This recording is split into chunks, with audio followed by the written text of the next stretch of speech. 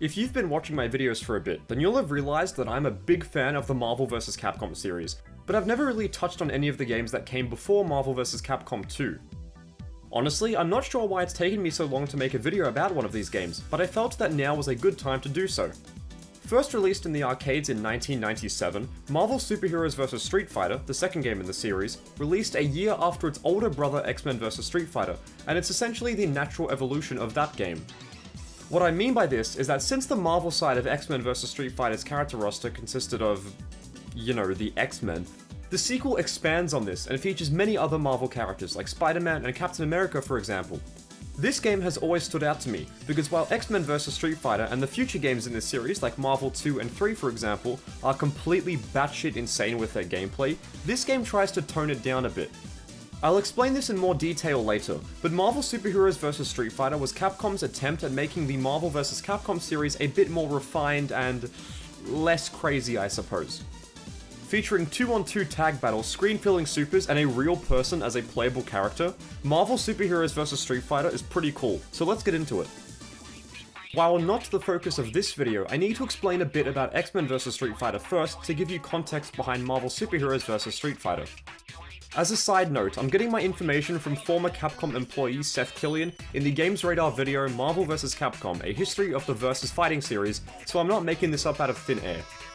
According to Killian, when X-Men vs. Street Fighter was being developed, the developers had to reimagine all of the Street Fighter characters, because when you think about it, there is no way that regular Street Fighter 2 Ryu could ever beat Children of the Atom Cyclops or Wolverine.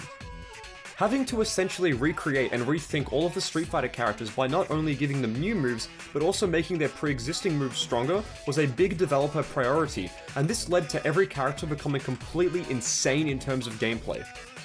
Characters like Chun-Li can now summon massive screen-filling projectiles, and Zangief can now do his SPD in the air, for example. The thing with X-Men vs. Street Fighter, however, is that due to all the buffs that the characters received, it's not exactly what you would call a balanced fighting game. I'm pretty sure that most, if not all, characters have infinites, and the damage that some characters can do from very simple hit confirms is nuts. Now that you're aware of this, let's go back to Marvel Superheroes vs. Street Fighter. I assume that somewhere in Japan in a Capcom board meeting in early 1997, the developers were like, I have an idea. Not only should we expand the Marvel roster and put in newer Street Fighter characters like Dan and Sakura, but we should also rein things in a bit. Maybe Wolverine shouldn't be able to go into an infinite from any straight hit that he can land? I'm exaggerating a bit, of course, but it's true that the development team wanted to tone things down just a little bit with the gameplay. Also, the game runs on Capcom's CPS2 arcade board, which also powers games like Alien vs. Predator and Super Street Fighter 2 Turbo. Children of the Atom also runs on this board, and I believe that due to Capcom's technical know-how and familiarity of the board's technology, they were able to make not only Marvel Superheroes vs. Street Fighter, but the other Versus games too, run at a solid 60 frames a second, despite having characters and backgrounds that are constantly moving, making noise, throwing out massive attacks, etc. I know that I stated just before that this game tones the craziness of the gameplay down a little bit, and while that is true, at the end of the day, it's still a Marvel vs. Capcom game, meaning that in terms of character mobility and attacks and hitbox sizes, it's still completely belligerent when you compare it to most other fighting games, especially most other fighting games of the time. Speaking of the gameplay, let's get right into it. First off, this game came out before Capcom were experimenting and trying new things with the button layout of the series, so that means that Marvel Superheroes vs. Street Fighter is a 6-button game. You have 3 punches and 3 kicks, so it's exactly like Street Fighter in that regard. You make a team of 2 characters and you battle it out against another team of 2, and you win by eliminating both of your opponent's characters.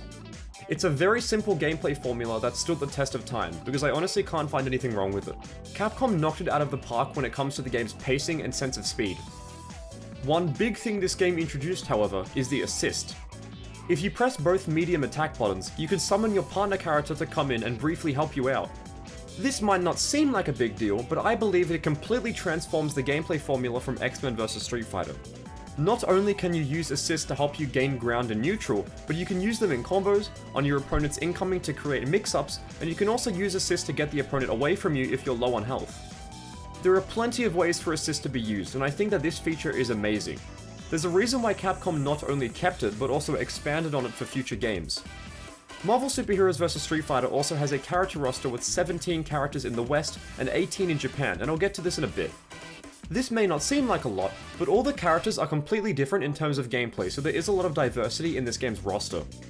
Ryu is like how he is in Street Fighter but with larger moves, Zangief is a grappler, Wolverine is a rushdown character, and the list goes on and on. The logic behind each person's team is different too, and I believe that this adds even more strategy to the gameplay. For example, I might want to have Wolverine point and Zangief anchor for my point to get in and deal damage, and then rely on Gief to tag in when up close and deal a devastating command grab. Or, I could also use Dhalsim to play a lame game and outpoke the enemy with his long normals, while having Blackheart as my anchor to use his screen control tools. To be honest, I'm not that great at maths, but I believe that there are a total of 136 possible teams for you to choose, which is wild for a game as old as this. In addition to assists and tagging, the game also has team supers. With at least 2 bars of meter, input quarter circle forward and both heavy attacks to perform this technique. A general rule of thumb is that if your character's super can hit the enemy quickly from across the screen, like Ryu Shinku Hadoken for example, then it's a good idea to use this technique to close out a game. Now, let's get into the really good stuff, the special 18th character that I mentioned. Exclusive to the Japanese version of the game, Norimaro is an original character created by Japanese comedian Noritake Kinashi, and is not in the other versions of the game due to licensing issues. There exists footage of Noritake Kinashi visiting the Capcom offices during the development of the game for his TV show, and I guarantee you that you aren't ready for this clip, it's hilarious. Look, it's a bit long, but I really want you all to see it, it's amazing. ラサバさん、早くしてくださいよ。口乾いてきた。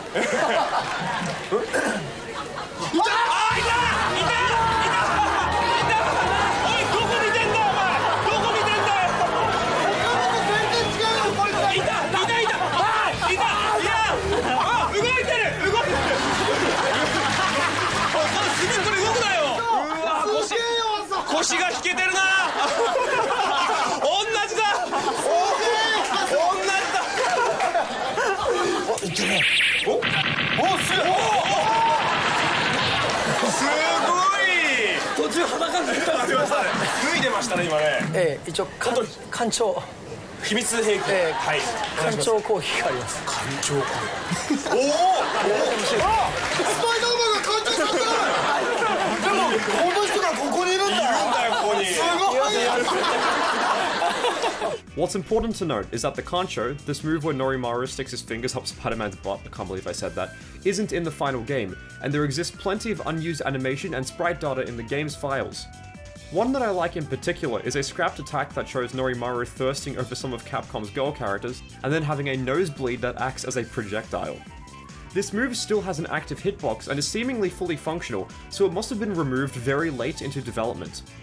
What's also interesting about Norimaru, I might add, is that he seems to be more or less fully translated and localized. Many of his moves that involve text and dialogue strings have been fully translated into English. Oh yeah, before I forget, this game also has 6 secret characters. These are just revamped versions of pre-existing characters with some gameplay changes. So for example, Armored Spider-Man is just regular Spider-Man but with lower jumps and some super armor. If you want to find out more information about these 6 characters, then I recommend Dest's video about them because it's really good. Marvel Super Heroes vs. Street Fighter received positive reviews from critics around the world upon its release, and they lauded the game's fast-paced gameplay and its diverse character roster. It's important to note, however, that game critics reviewed the Sega Saturn and PlayStation versions of the game specifically. In GameSpot's review of the imported Japanese Sega Saturn port, they stated the following. Graphically, the game is very, very good. The sprites are extremely well animated and the backgrounds are all packed with movement, giving the game a nice, busy look. The additional RAM ensures that every frame from the arcade version is displayed on the Saturn. The game also has a lot of speech, even more than X-Men vs. Street Fighter. So, it's a perfect conversion of the arcade game, that much we know, but that doesn't really stop it from being a near-carbon copy of X-Men vs. Street Fighter. That also doesn't stop it from having the same button masher-friendly gameplay as its predecessors. It still manages to be reasonably fun, and it does have Norimaru, the Japan-only character, which, incidentally, is causing Capcom to chase down people that are importing this game, as there are licensing issues involving the Norimaru character. However, the PlayStation version, while still receiving positive reviews for the most part, was significantly inferior to the Saturn and arcade versions. This is due to Sony's system having very little RAM when compared to the competition, so the entire tag feature was cut, meaning that the game was turned into a one-on-one fighter. Audio quality was also worse, and there are less frames of animation, leading to a worse game experience overall. Overall, while not as quote-unquote insane as the previous or future games, there is still an incredibly good time to be had with Marvel Superheroes vs Street Fighter. I'm personally a huge fan of this game, and I struggled to find things I genuinely dislike about it. It's not perfect, of course, and while it has been made irrelevant due to games like Marvel vs Capcom 2, 3, and hell, maybe even 1, I still recommend trying the game out on Fightcade because it's still really good.